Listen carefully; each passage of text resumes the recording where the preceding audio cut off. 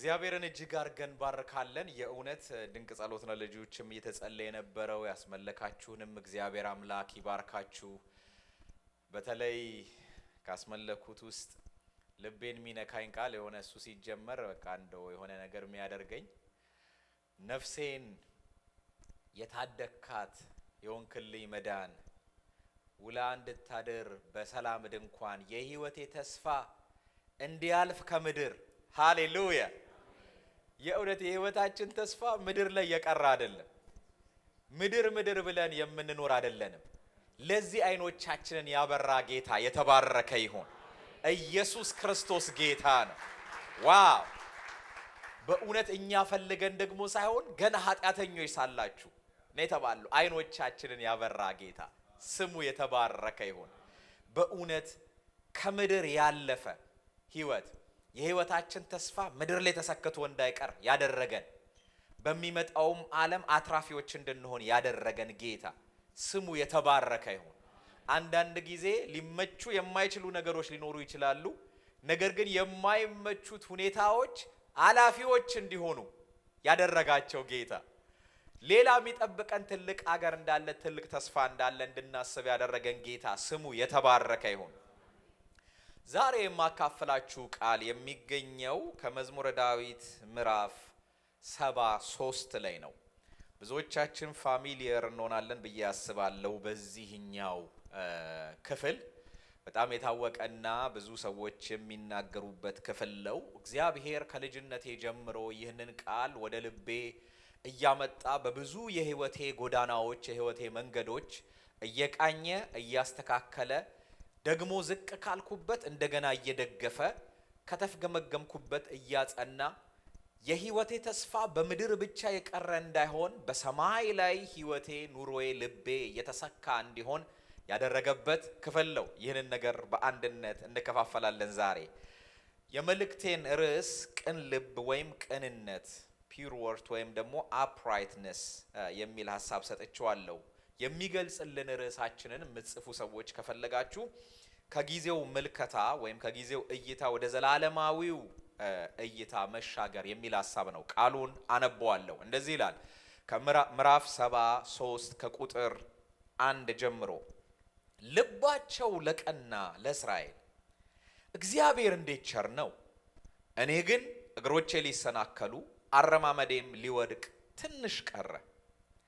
የኃጢአተኞችን ሰላም አይቼ በአመፀኞችም ቀንቼ ነበርና። ቁጥር 12 እነሆ እነዚህ ኃጢአተኞች ይደሰታሉ፣ ሁሉ ጊዜ ባለጠግነታቸውን ያበዛሉ። እንዲህም አልኩ፣ በውኑ ልቤን በከንቱ አጸደቅኩኝ፣ እጆቼንም በንጽህና በከንቱ አጠብኩ። ሁሉ ጊዜ የተገረፍኩ ሆንኩ፣ መሰደቤም በማለዳ ነው። እንደዚህ ብዬ ብናገር ኖሮ እነሆ የልጆችህን ትውልድ በበደልኩ ነበር። አውቅም ዘንድ አሰብኩ፣ ይህ ግን በፊቴ ችግር ነበር። ወደ እግዚአብሔር መቅደስ እስክገባ ድረስ ፍጻሜያቸውንም እስካስተውል ድረስ። ቁጥር 25 በሰማይ ያለኝ ምንድን ነው? በምድርስ ውስጥ ከአንተ ዘንድ ምን እሻለሁ? እነሆ የልቤ አምላክ ሆይ ልቤና ሥጋዬ አለቀ፣ እግዚአብሔር ግን የዘላለም እድል ፈንታዬ ነው። ለእኔ ግን ወደ እግዚአብሔር መቅረብ ይሻለኛል፣ መታመኛዬም እግዚአብሔር ነው።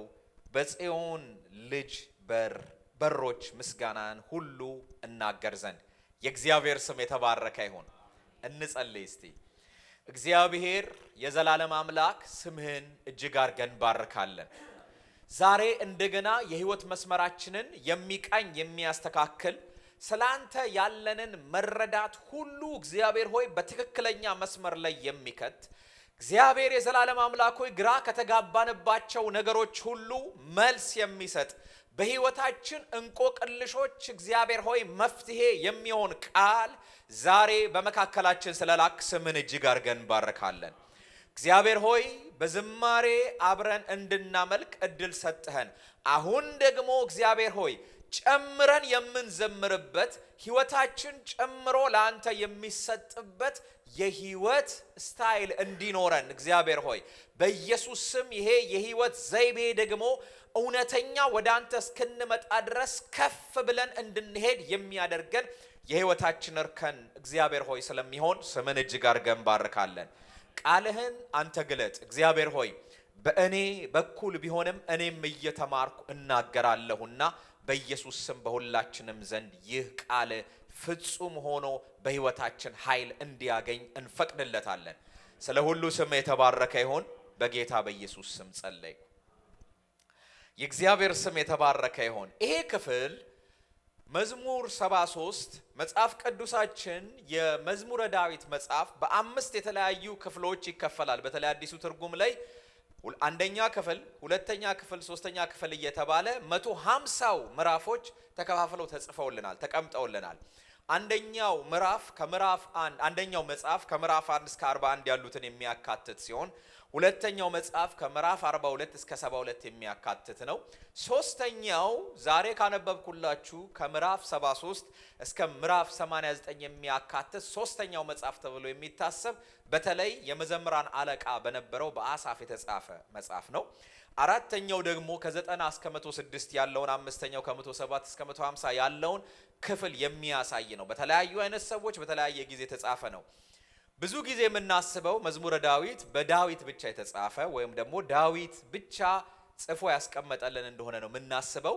ነገር ግን ብዙ የተለያዩ ሰዎች ኢንክሉዲንግ ዛሬ የማካፍላችሁ ቃል በዳዊት በራሱ የተጻፈ ሳይሆን በዳዊት የተዘመረና የተነገረ ቢሆንም እንኳን ይሄንን የጻፈው ዳዊት በመዘምራኑ ላይ በቤተ መቅደስ አለቃ አድርጎ የመዘምራን አለቃ አድርጎ የሾመው አሳፍ የተባለው ሰው የጻፈው ጽሑፍ ነው። የእግዚአብሔር ስም የተባረከ ይሁን። የዳዊት መጽሐፍ እንደ ሌሎቹ ለምሳሌ እንደ ሐዋርያቶቹ ኤፒስትሎች በዚህ ዓመተ ምህረት የተጻፈ አንድ ጊዜ የተላከ ደብዳቤ እንደዚህ ሆነ ሳይሆን ከ1400 ዓመተ ምህረት ሳይሆን ዓመተ ዓለም ወይም ከክርስቶስ ልደት በፊት እስከ 400ኛው ዓመተ ዓለም ድረስ በ1000 ዓመታት ውስጥ የተጻፈ የጽሑፍ ጥርቅም ነው። ባይ ዘ ዌይ ዳዊት የኖረበት ጊዜ ልክ ወደ 1000ኛው ከክርስቶስ ልደት በፊት ቢሆንም ከሱ በፊትም የተጻፈ ለምሳሌ መዝሙር 90 በልዑል መጠጊያ የሚኖር ሁሉም በሚችል በአምላክ ጥራ ውስጥ ያድራል የምንለው በጣም ፌመስ ምዕራፍ በሙሴ የተጻፈ በሙሴ የተነገረ የተዘመረ ሙሴ ደግሞ ይህንን የጻፈውና አምስቱን ፔንታቱኮች የጻፈው ከ1400 ዓመት በፊት ስለነበረ ይሄም በልዑል መጠጊያ የሚኖር የሚለው ዳዊት መጽሐፍ ውስጥ የተገባው መጽሐፍ የሙሴ ጽሑፍ እንደሆነና ሙሴ የዘመረው መዝሙር እንደሆነ ይታመናል በመጽሐፍ ቅዱስ አዋቂዎች።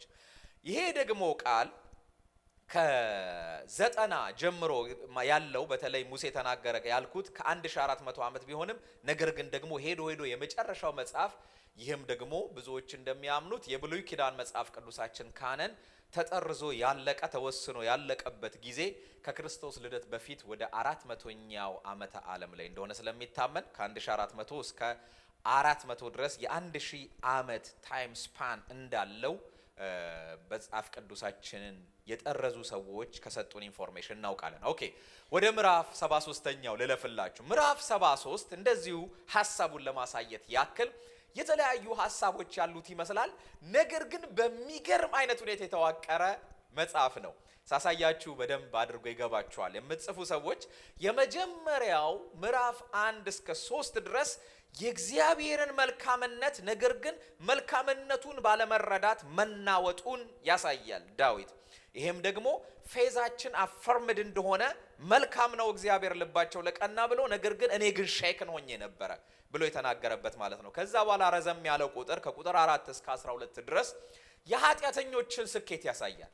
እነርሱ ይሄን ሁሉ ነገር እያገኙ ፈጽሞ ማንም ይነካቸው የለም ራሱ እግዚአብሔር አለ ወይ ይላሉ እያለ ከቁጥር 4 እስከ 12 ይናገራል። ከ13 እስከ 16 ደግሞ ታዲያ በመሆኑ እኔ ደግሞ በከንቱ እጆቼን ታጠብኩኝ፣ በከንቱ ራሴን አጸደቅኩኝ እያለ ከሰዎቹ ከኃጢአተኞች ስኬት የተነሳ የሱ እምነት እንደተቃወሰበት የሚያሳይ ሲሆን ከ17 ጀምሮ ግን ወደ መቅደሱ ከገባ በኋላ እይታው እንደተለወጠ መጽሐፍ ቅዱሳችን ያሳየናል።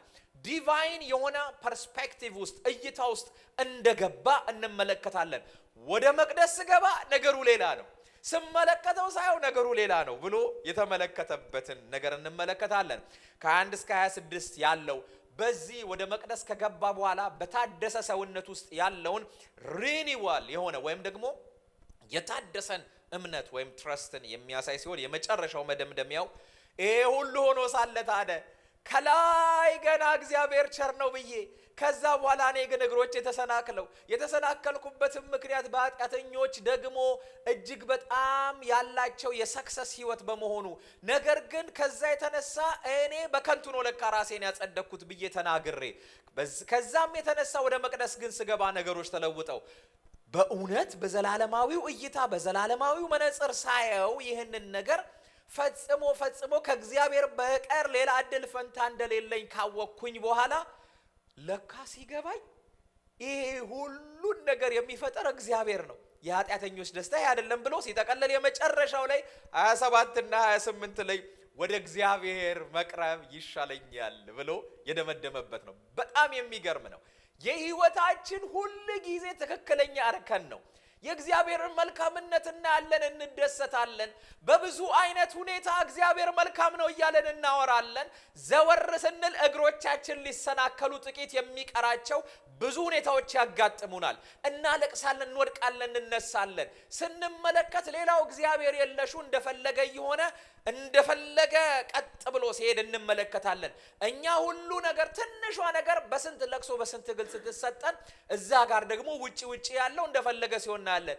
ስለዚህ ዝም ብዬ ነው ያጸደቅኩት ራሴን ማለት ነው፣ ዝም ብዬ ነው ቸርች ያልኩት፣ ዝም ብዬ ነው ማገለግለው የምንልበት መንፈስ ውስጥ እንገባለን። ከዛ ነቃ ስንል ወደ ቤተ ክርስቲያን ወደ መቅደስ ስንገባ እንደዚህ መተን ነፍሴን የታደካት የሆንክላት መዳን ስንል እየገባን ይመጣል፣ እየተቀረጸልን ይመጣል፣ ነገሮቻችን እየገቡን ይመጣሉ፣ እይታዎቻችን እየተስተካከሉ ይመጣሉ። በምድር ባለ ሰክሰስ መለካት ነገሮችን እያቆምን እንመጣለን። ከዛ በኋላ በሰማይ ያለኸኝ አንተ ነህ፣ በምድርም ደግሞ ምን እፈልጋለሁ የምንልበት መንፈስ ውስጥ እንገባለን። ከዛ ሲገባን ለኔስ ወደ እግዚአብሔር መቅረብ ይሻለኛል እንላለን። 28ቱ ቁጥር የሚያሳየው ይሄንን ነው። እስቲ አንድ በአንድ እናያቸው። በመጀመሪያ ገና ሲናገር ሲጀምር ሐሳቡን ልባቸው ለቀና ለእስራኤል እግዚአብሔር እንዴት ቸር ነው ብሎ ነው የሚጀምር። እንዴት የሚደንቅ ቃል መሰላችሁ! እግዚአብሔር ቸር ነው ብሎ ብቻ ዝም ብሎ አልጀመረም። እግዚአብሔር እኛ ምንም ብንሆን እግዚአብሔር ቸር ነው። እስቲ እግዚአብሔር ቸር ነው በሉ እስቲ። እኛ ከፋልን ዝቃልን፣ ደስ አለን ከፋን፣ በየትኛውም ሁኔታ ውስጥ እንሆን የእግዚአብሔር ቸርነት ግን ሁሉ ጊዜ እንደቀጠለ ይኖራል። የእግዚአብሔር ስም የተባረከ ይሁን። እኔና እናንተ እርሱን መታመን ስናቆም እግዚአብሔር አምላክ ቸርነቱ ዝቅ አይልም። እግዚአብሔር እኔና እናንተ እግዚአብሔር ሆይ ብለን 24 ሰዓት የምንጸልይ ሰዓት አቤት ቸርነት የሰማይ ነካ ብሎ አያውቅ። የእግዚአብሔር ቸርነት ሁሉ ጊዜ ነው። ነገር ግን ዳዊት እንደዚህ አለ፣ 2 ክራይቴሪያዎች አስቀመጠ። አንደኛው ልባቸው ለቀና ብሎ ተናገረ። እስቲ ልባቸው ለቀና በሉ እስቲ። የእግዚአብሔር ቸርነት በእግዚአብሔር ቸርነት ላይ ብቻ የተሰካ ሳይሆን በእኔና በእናንተ ቅንነት ላይ የተሰካ ነው። የትኛውም አይነት የእግዚአብሔር ቅንነት ሁሉ ጊዜ ፍጹም ሆኖ እየኖረ ሳለ እኔና እናንተ ቀኖች ካልሆንን እግዚአብሔር ቸር አይመስለንም። አይገርማችሁም? ቸር ነው ብለን ለማሰብም ቸርነቱን እያሰብን ለማመስገንም ቸርነቱን ለሰዎች ለመናገርም ፈጽሞ አቅም እያጣን እንመጣለን። የኔና የእናንተ ቅንነት ላይ የእግዚአብሔር ቸርነት እጅግ በጣም ትልቅ አስተዋጽኦ አለው። ለዚህ ነው መልእክቴ ወደ ላይ ወደ ታች እያለብኝ ከልጅነቴ ጀምሮ ወደ መቅደስ ክገባ ድረስ የሚለው ቃል ውስጤን የሚያናውጠው ቃል ስለነበረ ርዕሴን ቃሌን በዛ ልቃኘው ሞከርኩ። ከዛ ቀጠልኩና ወደ እግዚአብሔር መቅደስ እስክገባ ድረስ ከሚለው ቀጥሎ ደግሞ ለኔስ ወደ እግዚአብሔር መቅረብ ይሻለኛል። ነገር ግን የእግዚአብሔርን ቸርነት እነዚህን ሁሉ የምናየው በቅንነታችን ስለሆነ ዛሬ ስለ ቅንነት እናገራለሁ። የእግዚአብሔር ስም የተባረከ ይሁን። ይሄ ብቻ አይደለም። አንድ እውነት ልንገራችሁ፣ ለእስራኤል ብሎ ተናገረ። ይሄ ቃል ሮሜ ላይ ጳውሎስ ከተናገረው ሐሳብ ጋር በደንብ አላይን የሚያደርግ ነው። ምን የሚለው? እግዚአብሔርን ለሚወዱ እንደ ሐሳቡም ለተጠሩ። እንደ ሐሳቡ የተጠሩ ማናቸው? እስራኤላውያን እኛ ማለት ነን። የአዲስ ኪዳን እስራኤሎች እኛ ነን ብሎ ነግሮናል አይደለ? ከእስራኤል ከአብርሃም በዘር በስጋ ባዮሎጂካሊ የተወለዱ የክርስቶስ መጥራት ያልገባቸው እስራኤል አይደሉም አለ ሲነግረን አይደለ? እነዚህ አይደሉም አለ።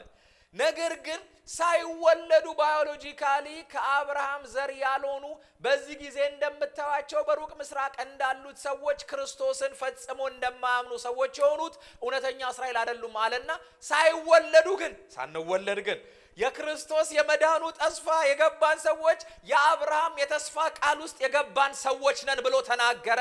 የእግዚአብሔር ስም የተባረከ ይሁን።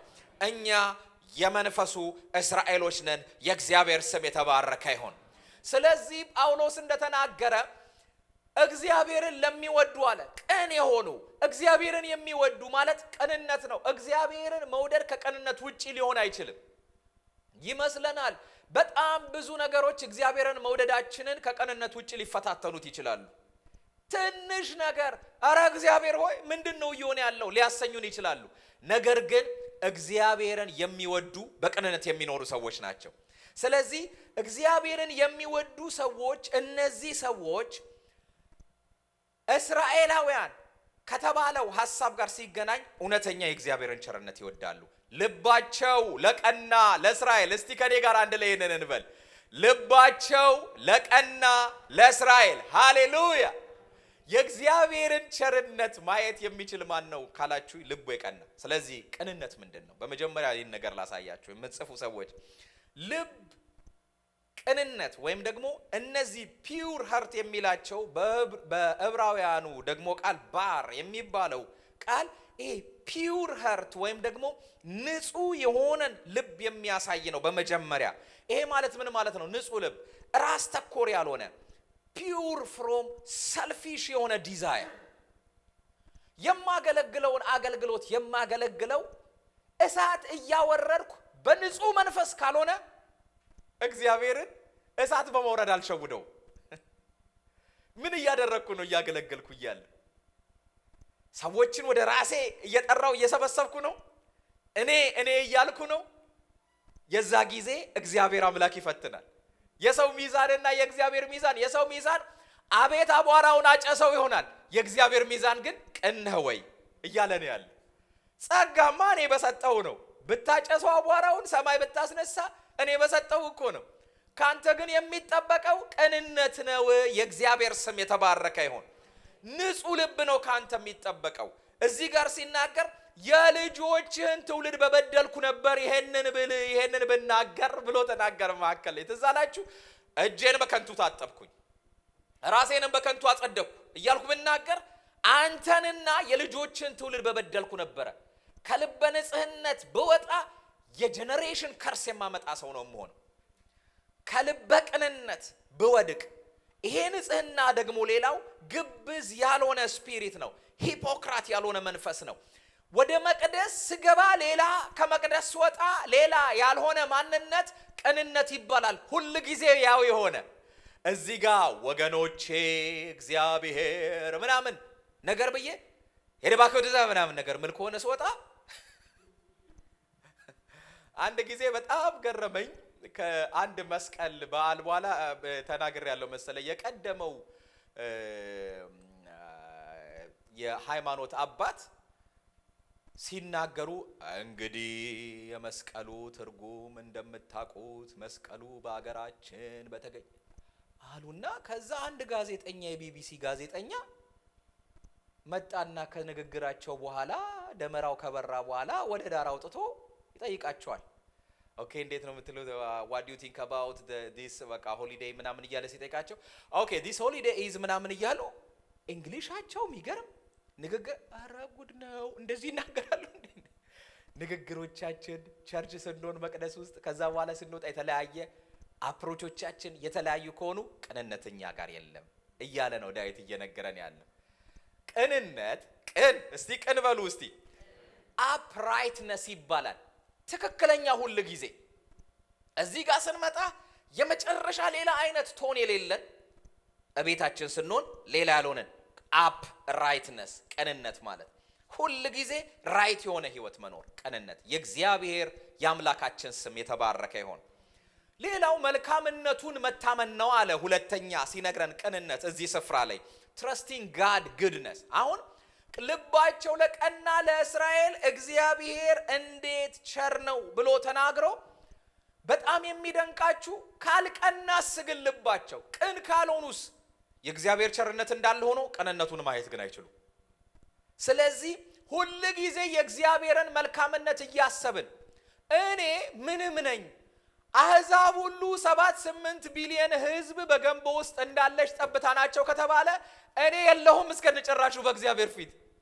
ስለዚህ ምንም ነኝ ብሎ የእግዚአብሔርን ትልቅነት እግዚአብሔር መልካም ነው እንድንል የሚያስችል ለዚህ ነው ስለዚህ ስራህን ሁሉ በጽዮን ደጅ እናገራለሁ ብሎ የዘጋው። መልካምነቱን መናገር ቅንነት ማለት ከማጉረምረም ህይወት መውጣት።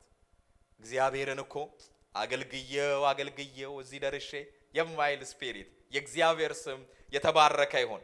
ሙሉ መሰጠት ከአንተ ሌላ የምሻው ምንድነው ማለት ነው መልካምነቱን ስናስብ። ሶስተኛ ቅንነት ቶሎ እንድንሄድ ለመንግስቱ መታመን ነው።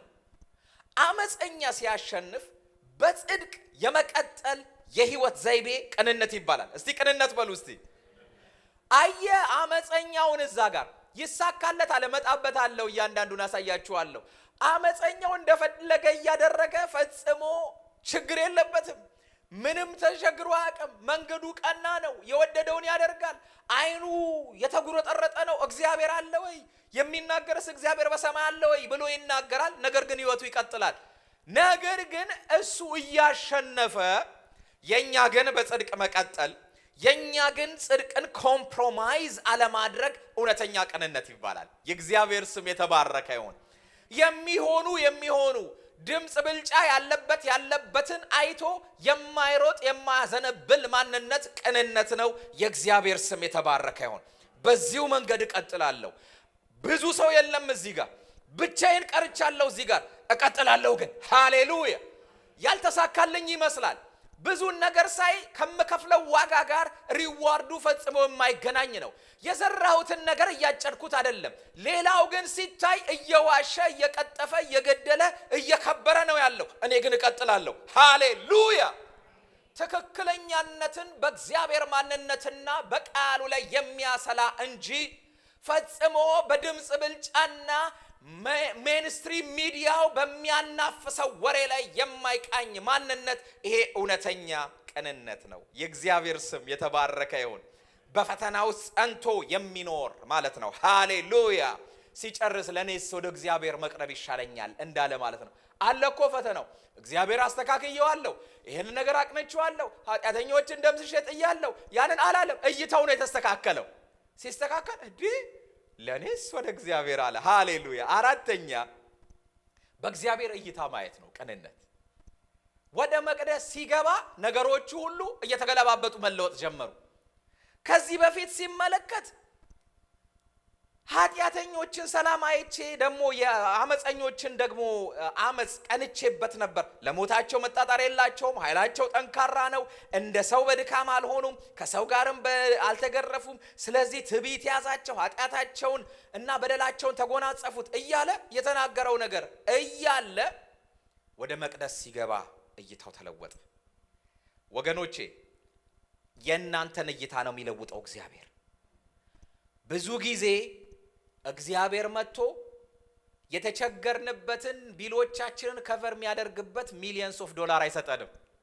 እሱን ሰጥቶም እይታችን የተበላሸ ከሆነ 10 ሚሊዮን ያለው ዶላር ተመልክተን 10 ሚሊዮን ዶላር ያለውን ሰው ተመልክተን ማጉረምረም እንቀጥላለን። የሚሰጡን ነገሮች ቅን አያደርጉንም፣ አመለካከታችን ግን ቅን ያደርገናል። በጎዶሎ ነገር ውስጥ አመለካከታችን ከተስተካከለ ቅንነታችን ይቀጥላል፣ እግዚአብሔርን መታመናችን ይቀጥላል። የእግዚአብሔር ስም የተባረከ ይሁን። ስለ ሰዎች፣ ስለ ሁኔታዎች፣ ስለ ነገሮች ከሁሉ በላይ ስለ እግዚአብሔር ያለን እይታ ሲስተካከል እግዚአብሔር ቅንነት ይሄ ነው የሚለው። የእግዚአብሔር ስም የተባረከ ይሁን። ክፉዎችማ ሲሳካላቸው አይቼ ነበር፣ ያልጠራ እይታ ነበረ። ከዛ በኋላ ወረድ አለና እንዴት በፍጥነት በቅስፈት ጠፉ። በነገራችን ላይ እይታዎቹ ናቸው። ሄዶ እገሌ የተባለው ተቀሰፈና ሞተ። እገሌ ደግሞ የተባለው አይደለም አለ። ምገርማችሁ በምድር ላይ ቀደም ዘሄድ ስለ ልጆቻ ሲጸልይ እንደነበረው ክፋት ይቀጥላል። በጣም በሚገርም ሁኔታ ይቀጥላል። የማስቆም ዘመቻ አይደለም ያለን እኛ ተጽዕኖ እዛ ላይ የማምጣት ዘመቻ ነው ያለን። በቅንነት እየቀጠለን እግዚአብሔር መልካም ነው የማለት ዘመቻ ነው ያለን። የእግዚአብሔር ስም የተባረከ ይሁን። የመጨረሻው ዘመን መልክ እንደሆነ እንድናስብ ያስፈልገናል። ስለዚህ ከዚህ ካልጠራ እይታ ወደ ዘላለማዊ አመለካከት ስንቃኝ እግዚአብሔር አምላክ እውነተኛ ቅንነት ይውላችሁ። ያልጠራ እይታ ያላቸው ሰዎች በስራችሁ ስፍራ፣ በቤተሰብ፣ በትዳራቸው፣ በልጆቻቸው ኢቭን በአገልግሎት ባልጠራ እይታ ስንት ነገር እየተመሰቃቀለ እንዳለ ልነግራችሁ አልችልም። ቅንነት የተባለ ነገር ስለሌለ ማለት ነው። ልክ እኔ ቅንነቴ ሲጠፋ እንደዚህ ብዬ ማየት ጀምራለሁ። ዜድ ሲሰብክ ቅንነቴ ሲጠፋ ምን ለማለት ፈልጎ ነው? ከ45 ደቂቃ ስብከት ውስጥ ዛኮይ ኤሉ ሲሰብክ ወይ መስፍኔ ቅንነት ከጠፋ እስካሁን ከተናገርኩት 86 ነገር ታወጣላችሁ። ነገር ግን በዚህ ሁሉ ውስጥ መልካም የሆነውን ነገር መውሰድ። ቅን የሆነ ሰው የተጣመመን ነገር አቀንቶ መረዳት ይችላል። ቅን ያልሆነ ሰው ግን እንደፈለጋችሁ አድርጎ አስተካክሉ። እስቲ ዩቲ ቲቪ ከጣራው እንዴት ወረድ ይላል። አሁን ይሄ ደግሞ መሀከል ላይ አይሆንም፣ ከእንትኑ ለሁላችንም መሀል እንዲሆን ይላችኋል። ያልጠራ ነገር ያለው ሁሉ ጊዜ የሚያወጣው ነገር አለ፣ ሁሉ ጊዜ። ቅንነት ግን የእግዚአብሔርን እጅ ታመጣለች። አሜን። የተበላሸን ነገር ማቅናት ይችላል ቅንነት። ኦኬ። በጣም አግሬሲቭ ሆኖ የሚላችሁን ቅን ከሆናችሁ ቃኘት ታድርጋችሁ ይሄን ለማለት ፈልጎ ነው። እንደዚህ ያልኩት መስሎት ነው ብሎ ማስተካከል ይቻላል። በእውነት ነው ብላችሁ አቤት ስንት ዳሮች ገደል ገቡ ቅንነት ከማጣት። ይሄንን ሊለይ ነው። ስንት ደግሞ አገልጋዮች ከቤተ ክርስቲያን ፈረጠጡ ቅንነት በማጣት።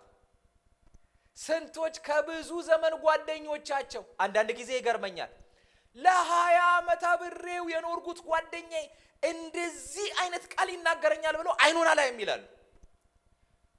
ግን ቆይ 20 ዓመት ነው ወይስ የአንድ ቀኑ ቃል ነው የሚበልጠው?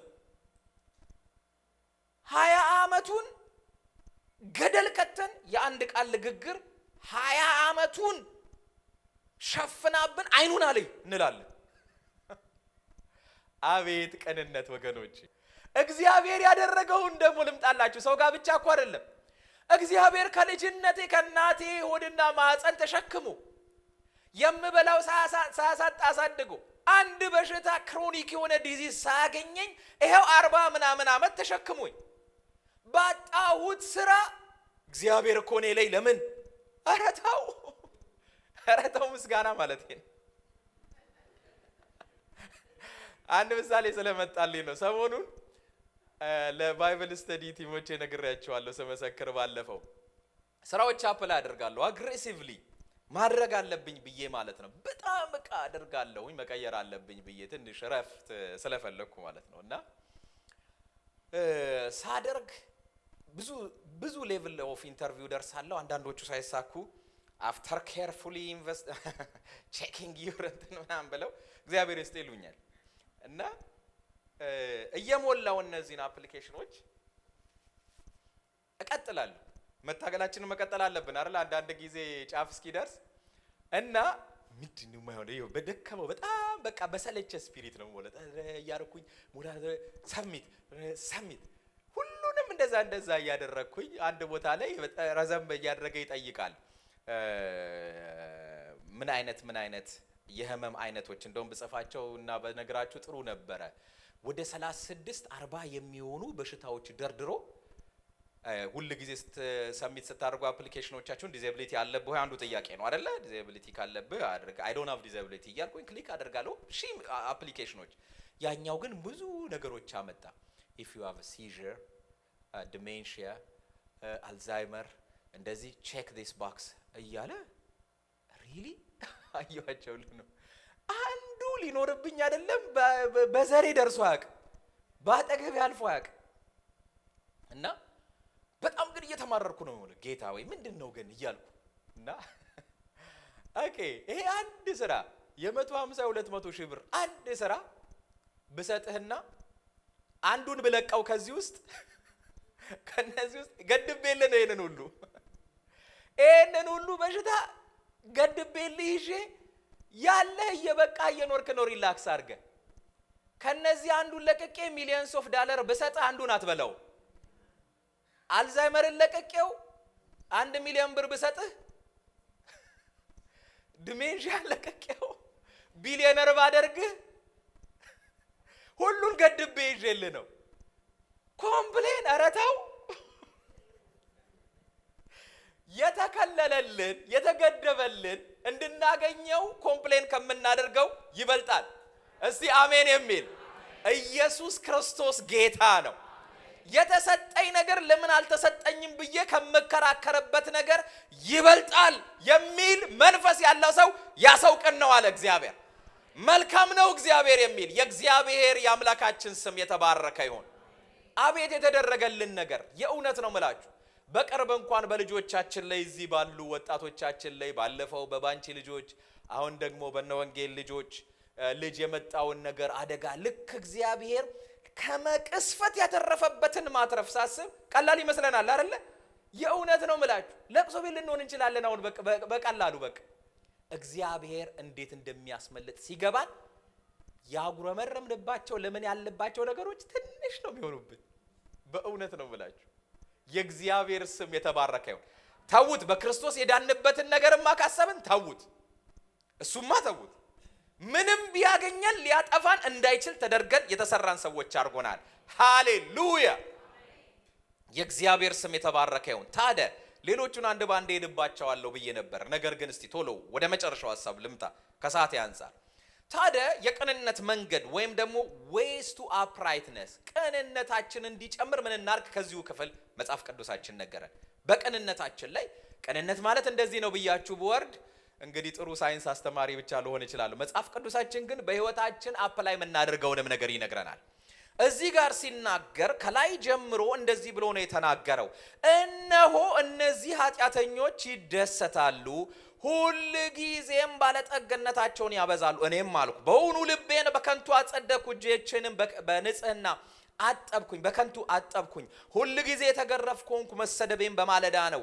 እንደዚህ ብዬ ብናገር ኖሮ እነሆ የልጆችን ትውልድ በበደልኩ ነበር አውቅም ዘንድ አሰብኩ የነገር በፊቴ ችግር ነበር ካለ በኋላ ወደ እግዚአብሔር መቅደስ እስክገባ ድረስ እስቲ ወደ እግዚአብሔር መቅደስ እስክገባ ድረስ በሉ እስቲ ኦ ሃሌሉያ ይሄ ትክክለኛ የሆነ ፊዚካሊ የሆነ ሎካል ቸርችን በጊዜው ደግሞ ሳንክቹዌሪውን ወደ እግዚአብሔር ሳንክቹዌሪ እስክገባ ድረስ ውጪ ያለውን ዓለም ሳየው ጦረኛውን እኔ ሊዋጋ የመጣውን ስመለከተው በምድር ያለን ሰክሰስ ስመለከት እነዚህ ሁሉ ባለጠግነታቸውን እያበዙ እየሄዱ ነው ያሉት ይሄ ብቻ አይደለም አፋቸውን በሰማይ ያኖራሉ አንደበታቸው በምድር ውስጥ ተመላለሰ ስለዚህ ህዝቤ ወደዚህ ይመለሳል ፍጹም ጊዜ በላያቸው ይገኛል እግዚአብሔር እንዴት ያውቃል በልዑል ዘንድ በእውኑ ዕውቀት አለ ይላሉ እነዚህ ሰዎች እያለ የነሱ ነገር እያማረረው እየተናገረ ወደ መቅደስ ስገባ ግን ነገሩ ሌላ ነው እግዚአብሔር ቤተክርስቲያንን በምድር ላይ አውቶራይዝ አድርጎ የሰጠን ለዚህ ነው መተን ቤተክርስቲያን ውስጥ እያንዳንዳችን የምንጽናናበት አዎ የአዲስ ኪዳኑ ቤተክርስቲያን እኛው ራሳችን እናንተ የእግዚአብሔር ሕንጻዎች አይደላችሁም የተባልነው ነን አዎ ነው የእውነት በእግዚአብሔር ፊት የምናሳልፍበት ጊዜ ነው እዚህ ጋር ግን ስፔሲፊካሊ ስለ ፌሎሺፕ ነው የሚናገረው ወደ እግዚአብሔር ቤት መመለስ ነው አንደኛ ቅንነታችንን የሚያስተካክለው እዩስቲ ዛሬ እንኳን እዩስቲ የመጣችሁበትን አስቡ የጎደለ ነገር በቤታችሁ አስቡ እግዚአብሔር ዛሬ አሁን ግን እየተናገረ ነው የእግዚአብሔር መቅደስ ማለት ይሄ አይደለ ቅንነታችሁን አስተካክሉ እያለ ነው ላስት ዊክ ደግሞ እዩ በእምነታችሁ ላይ በጎነትን ጨምሩ እያለን ነበር በወንድማችን ዛክ እንደዚህ እያለ እግዚአብሔር ሁሉ ጊዜ እኔና እናንተን ወደ መቅደሱ የሚከትበት አያችሁ አሁን በጣም ቤተክርስቲያንን ማሰብና እጅግ በጣም መጠንቀቅ ያለብን ተሰጠ ይሆናል ተቀበለው ያዘው ሂድ ሩጠው ከፍታ እየተባለን ብቻ ከሄድን ቤተክርስቲያን እውነተኛ መልእክቷን እያጣች ትመጣለች። ምንቃ እንደ ተሰጠህማ ከሆነ ውጭ ያለው ይበልጠኛል፣ ውጭ ያለው ላይ ልደርስበት አልችልም። 25 ላይ አካባቢ ስለ ፕሮስፐሪቲ ጋስፕል ትልቅ ወርክሾፕ አዘጋጀን አንድ ልብ ከሚባል ሚኒስትሪ ጋርና አንዱ የጻፈው ጽሁፍ ያስገርመኛል። ይሄ የጻፈው ጽሁፍ ምን አለ? ኦኬ እግዚአብሔርን ማወቅ ስጋዊ ወይም ማቴሪያል ብልጽግና ከሆነ አረቡ ሀገር ሄደን ክርስቶስን እንዴት ይሆን ምን ሰብከው? አረቡ አለ ጌታን በልጽጓል እኮ የለም ክርስቶስ የተባለ የለም ብሎ መልታይ ሚሊዮነር ናቸው፣ የሌላቸው ነገር የለም። ስለዚህ እግዚአብሔር ይባርካችኋል ሪሊ አለ ጌታም አግኝቻለሁ ያንን ይላችኋል። ስለዚህ አሁን እኔና እናንተ ወደ መቅደስ እየገባን የመቅደሱን እውነተኛ ቲቺንግ እየወሰደን መሄድ ነው ያለብን። የእግዚአብሔር ስም የተባረከ ይሁን። ቅንነታችን የጠፋው እገሌ እኮ ይሄንን አገኘ፣ እገሌ እኮ በዚህ ተባረከ፣ ይሄ ፕሮስፔሪቲ፣ እገሌ ደግሞ ሊበራል የሆነው ሚዲያ ይሆናል ያ እየተባለን ብቻ በዜና ብቻ እየኖርን ስላለ ቅንነታችን እየወደቀ ሁሉ ነገር ሁሉን እየዋጠው እየመሰለ ነው። እግዚአብሔርን የሚፈልጉ የሚወዱ ብዙ በጓዳ አሉ። የእግዚአብሔር ስም የተባረከ ይሁን። ወደ መቅደስ ክንገባ ኤልያስ እንደዛ አይደለ የሆነው? እኔ ብቻዬን ትላንትና ስንት መቶ የባለ ቢያቶች ጨርሶ ብቻዬን ቀርቻለሁ። እግዚአብሔር ግን እውነትም ብቻህን አንተ የነበርከውን አንተንም ማሳደደች አይደለም ያለው እግዚአብሔር። እኔ ለእኔ 7000 ሰዎች አስቀርቻለሁ። ሃሌሉያ። ከነሱስ ደግሞ አዛሄልን እዩንና ኤልሳን ተቀባልኛለህ። ብቻዬን ያለ ሰው ይኸውላችሁ ሚዲያው የሚያሳየን ከመቅደስ ውጪ ስንሆን አገር እንዳለቀ ነው። አላለቀም። የሚገርማችሁ በጣም እግዚአብሔር የሚወድ ሰው አለ። ቀኑን ሙሉ ተደፍቶ ይውላል። አንድ ጊዜ አንድ ሴት ምን አለችኝ? ትልቅ ሰልፍ በየአመቱ ይደረጋል። ይሄ ከአቦርሽኑ እንትን ከመውረዱ በፊት ስለ አቦርሽን ማለት ነው ይደረጋል። ከካናዳ ከምን መጥተው ነው ሰዎች የሚወጡት? CNN ላይ እንደሱ አይነት ሰልፍ አታዩ ቢሞቱ እንደዚህ 3 ሰው ግን ኔጌቲቭ ሆኖ ተንገ ምናምን ብሎ ይውጣ 86 አድርገው ሰልፉን አርዘመው ያሳየዋል። አለቀ እኮ አገሩ በቃ ነው የምትሉት። አላለቀም ግን ንጹህ አለ በየቤቱ። ሜንስትሪም ሚዲያው ላይ የማይወጣ አለ። ምንም ሌላ ሚዲያ የማያውቀው እግዚአብሔርን የሚፈራ በቤት ውስጥ እንደው እንደ አሜሪካ እግዚአብሔርን የሚፈራ ሰው ያለበት ሀገር የለም። የእውነት በደንብ አለ ይመስለናል አይደለ? ሚዲያውን ስለሞሉት ምን ይመስላል? እግዚአብሔርን የሚፈሩ እዚህ አሉ። ደግሞም በሀገራችንም አሉ። ሁሉ ያለቀ ነው አይደለም ይመስለን? እግዚአብሔርን የሚፈሩ አሉ። ሃሌሉያ። እንግዲህ ሬሾውን መስራት ነው። አንድ ብቻ ቀርቻለሁ ያለውን ሰው 7000 ሰው አለ ካለው እኛ ደግሞ ይሄ ሁሉ ካለ ስንት ሺህ ሰው ደግሞ በጓዳ እንዳለ እናስብ። መቅደሱ ይኸውላችሁ ከመቅደሱ በፊት ከመግባቴ በፊት ላስብ ጀመርኩ አለ። የኃጢአተኞችን አስብ። ከዛ የኔን እጅ መታጠብ አሰብኩኝ። በከንቱ እንዴ ይሄ ሁሉ ጊዜ ማገለግለው ዝም ብዬ ነው ማለት ነው? ጌታ መልካም ነው የምለው ለኔ አንድ ነገር ማድረግ ያቃተውን ጌታ ነው ያደርግላችኋል የምለው አለ ዳዊት።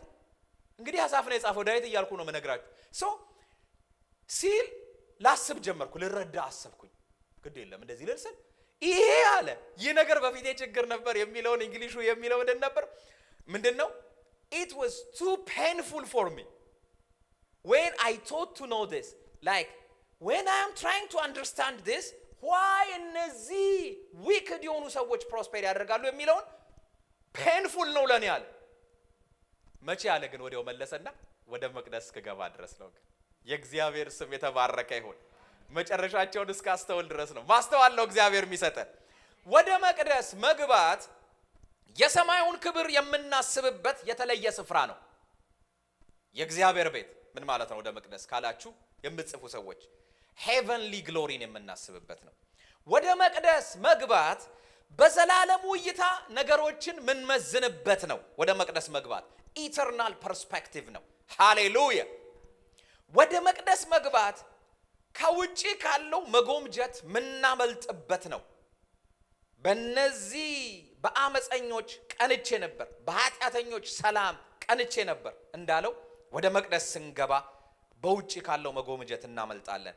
ወደ መቅደስ መግባት ማለት ከሚታየው ያለፈ እውነተኛ ዓለም እንዳለ የምንረዳበት ነው። ሃሌሉያ። እንዴት ደስ ይላል መሰላችሁ! አንድ የማይታይ ዓለም አለ። በእኔና በእናንተ ደሞዝ የማይገመት፣ በምንነዳው መኪና የማይለካ፣ ባደረግናቸው ቴለርድ ሱቶች ደግሞ ፈጽሞ የማይመዘን አንድ ዓለም አለ ብለን የምናስበው እዚህ ስንመጣ ነው። ወደ መቅደስ ስንመጣ ነው። የእግዚአብሔር ስም የተባረከ ይሁን። የማይታየውን ዓለም ማየት እንጀምራለን። ከዛም በኋላ ደግሞ ወደ መቅደስ ሲገባ መስዋዕቱን ይመለከታል። ኃጢአተኞች በኃጢአታቸው ለሚያገኙት ነገር ቅጣት እንዳለ በመስዋዕቱ ይረዳል።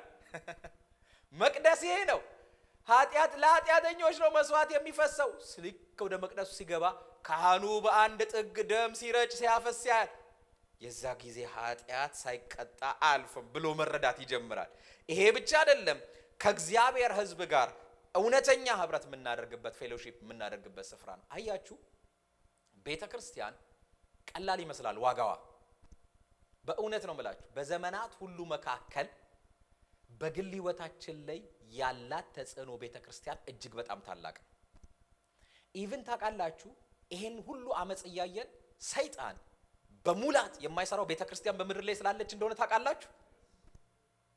ልክ ከዚህ ከንጥቀት በኋላ ቤተ ክርስቲያን ከምድር ላይ ከሄደች በኋላ ራእይን ከምዕራፍ 4 እስከ 19 ድረስ ስታዩ ሰይጣን በሙላት አውሬው በሙላት የሚሰራበት ጊዜ ስትመለከቱ ቤተ ክርስቲያን ተነጥቃለች። ዛሬ አውሬው መጣ ምን አለ፣ ቤተ ክርስቲያን እስካለች አይሰራም፣ ታስሯል። የሚገርማችሁ በእውነት ነው የምላችሁ፣ ምንም ይሁን ቤተ ክርስቲያን ፓወርፉል ነች። ቅንነታችን እንዲታደስ እንምጣ፣ ቤተ ክርስቲያን እንምጣ። አይ ቤቴም ሆኜ በእንትን አገልግል፣ ቤተ ክርስቲያን ግን በአንድ ቤተ ክርስቲያን ጥላ ስር አንድ ሰው መሆን አለበት። ሁሉ ጊዜ ሰዎችን ሳናገር እዚህም ያላችሁ እንኳን የምታውቁት በኮንፊደንስ የምናገረው እዚህ ለምን አትመጡም ካልመጣችሁ ብዬ ሰውን አላቅም። በቤተ ክርስቲያን ውስጥ ግን መያዝ አለባችሁ እላለሁ። የፈለገ ቢሆን በቤተ ክርስቲያን ጥላ ውስጥ ያልሆነ የትኛውም አገልግሎት ጤናማ አካሄድ አይኖረው። ቤተ ክርስቲያን ጋር እንምጣ። ቀላል ይመስለናል። ለአስራቶቻችሁ አይደለም ካልመጣችሁ ምንላችሁ ጥሩ ነው፣ እሱንም በደንብ አድርጋችሁ ብትሰጡ።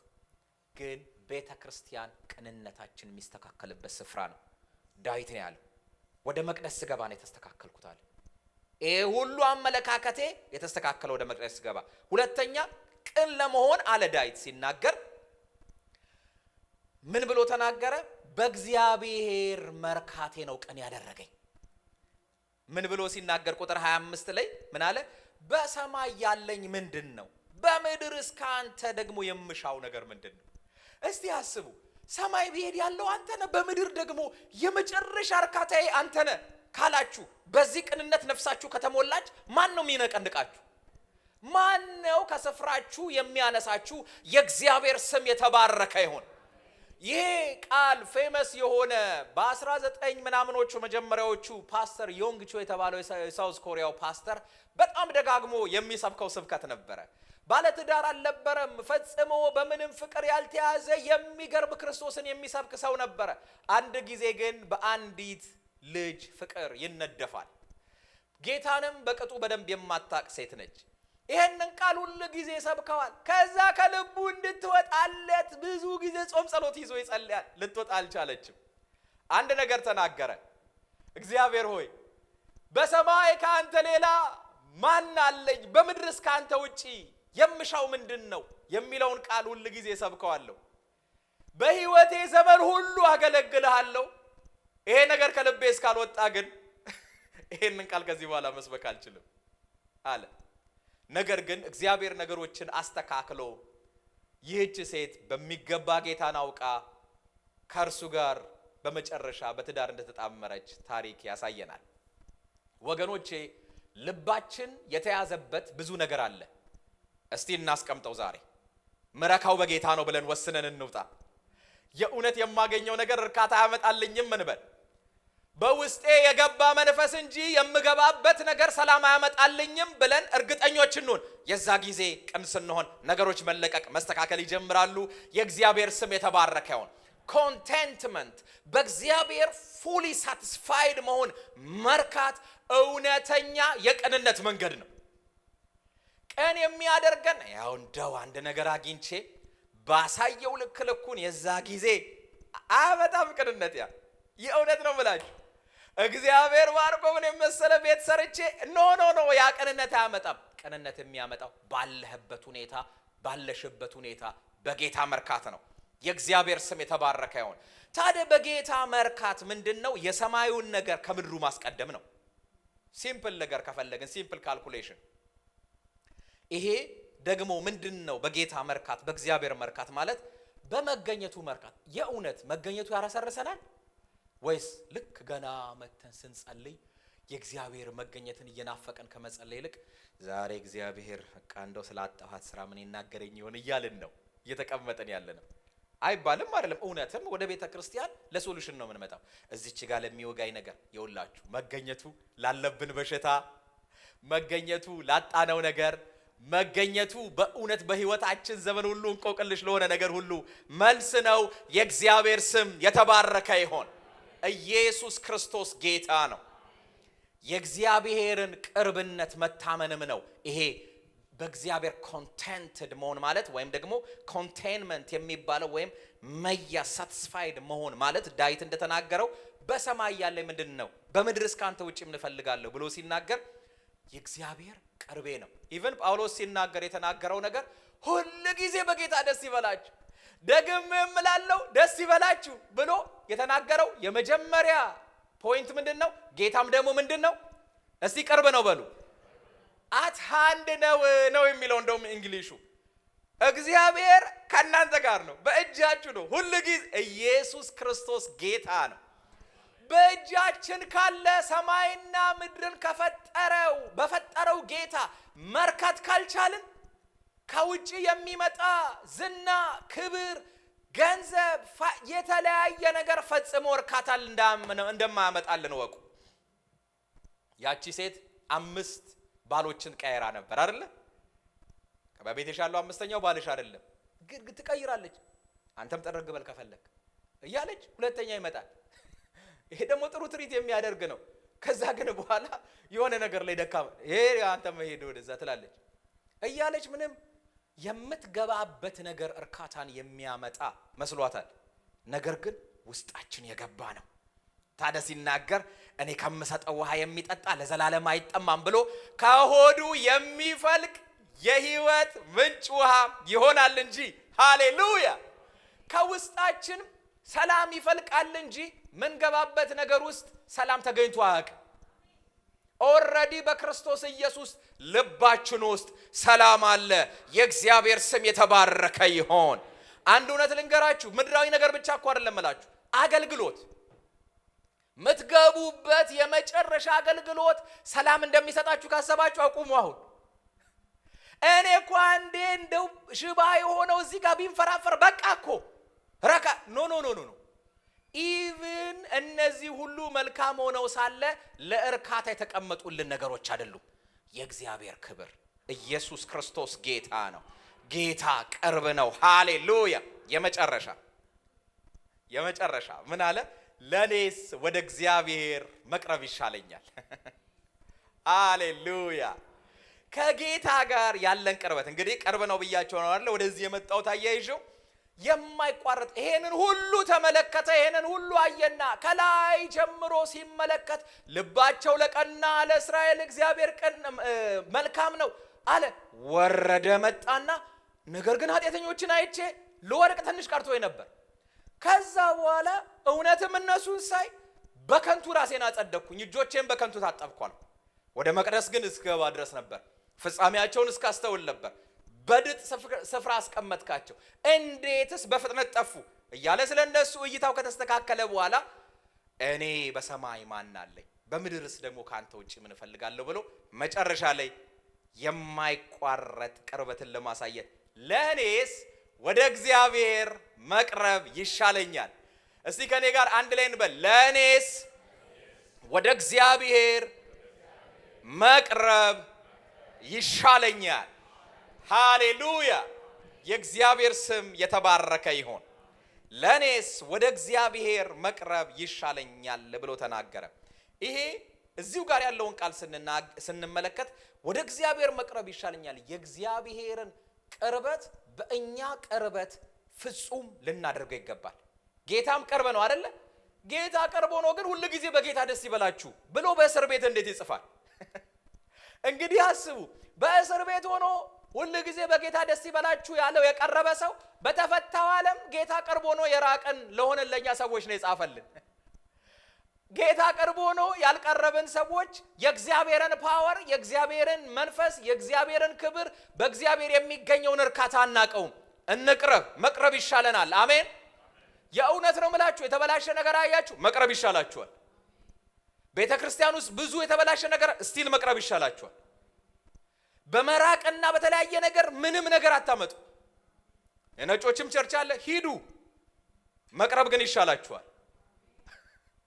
እግዚአብሔር እኔና እናንተን ሶሉሽን አድርጎ ነው ያስቀመጠን እንጂ የተስተካከለ የተባለ ነገር የለውም። እግዚአብሔር ሁሉ ያለቀለት የሚባል የለውም። እኔና እናንተ የምናስተካክለው ነገር ግን አለው። የተበላሸ ብዙ ነገር አለ። እኔ ጋር ያለውን ድካም ዜድ ጋር ያለውን ድካም ፓስተር መስፍን፣ ከዛ ደግሞ ፓስተር ጋር ያለውን ደግሞ ዛክ፣ እንደዚህ እያልን እንድንሞላው ነው አካል ሆነን የመጣ ነው። ልክ እንደ ብሪኮች እዩ እንግዲህ እነዚህ ሸክላዎች ቤትን ላይ ድረስ ያቆሙት አንዷን ከውስጡ መዘዙ። በጣም ታፍ ነው። እንኳን መምዘዝ ስንጥቅ ካለው እንኳን ታፍ ነው። ስለዚህ እያንዳንዳችን ቀርበን እንድናስተካክለው ነው እግዚአብሔር የሚፈልገው። ከዚህ የተነሳ እግዚአብሔር መታመኛዬ ሆነልኝ አለ። ሂዝ እውነተኛ ስንቀርብ አንደኛ የእግዚአብሔርን መልካምነት እናያለን። ሁለተኛ እውነተኛ መጠጊያ እንደሆነ እናያለን። እንዴ ምንም ነገር ማትከፍሉበት ሪፊውጂ አለ እዚህ ጋር ለኑሯችሁ ለቤታችሁ ሁሉን ነገር ችሎላችሁ ተብለን ከሩቅ ቆመን ችግር ብናወራ እግዚአብሔር ሪፊውጂ ነው መጠጊያ ነው ተብለን እኛ ግን እግዚአብሔርን ኮምፕሌን ይኸውላችሁ እግዚአብሔር ስራ አይሰጠኝም፣ ይኸውላችሁ እግዚአብሔር እንትን አይሰጠኝም፣ ኧረ እኔ መጠጊያ ነኝ ወደ እኔ ነው። ኢየሱስ ክርስቶስ ጌታ ነው። መጠጊያዬ እግዚአብሔር ነው አለ። ከዛ ሲቀጥል ምን ብሎ ተናገረ? መልካምነቱን አውጃለሁ በጽዮን በሮች በጽዮን ልጅ በሮች ምስጋናህን ሁሉ እናገር ዘንድ። ስንቀርብ ከአንደበታችን ምስጋና ነው የሚወጣው። ሃሌሉያ።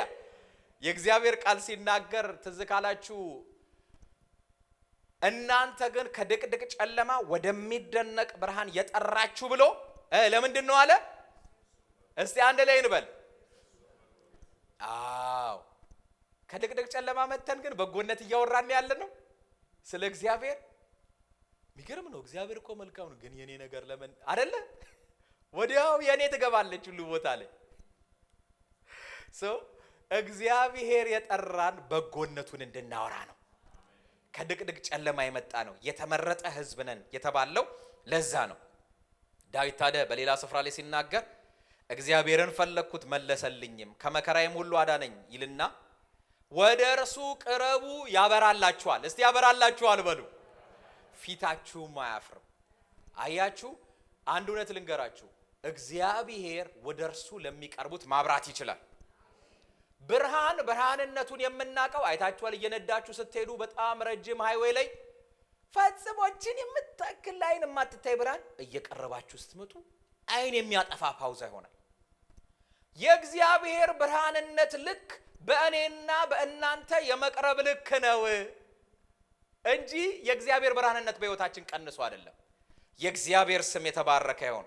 ያዕቆብም ሲናገር እንግዲህ ለእግዚአብሔር ተገዙ፣ ዲያብሎስን ግን ተቃወሙ፣ ከእናንተም ይሸሻል። ወደ እግዚአብሔር ቀረቡ። እስቲ ወደ እግዚአብሔር ቀረቡ በሉ እስቲ። ሃሌሉያ። የእግዚአብሔር ስም የተባረከ ይሁን። ታዲያ ልክ ሲዘጋ ለኔ ግን እስቲ ለኔ ግን በሉ። አዎ አመፀኛ አለ እኮ እየቀጠለ ነው። በጣም የሆነ ግራም ያጋባ ነገር አለ። ለኔ ግን እስቲ ለኔ ግን በሉ። ኢየሱስ ክርስቶስ ጌታ ነው። ሐሳቤን ልጠቅለል። ቅንነታችን እንዲመለስ ወደ ቤቱ እንመለስ። ቅንነታችን እንዲመለስ በእግዚአብሔር እንርካ።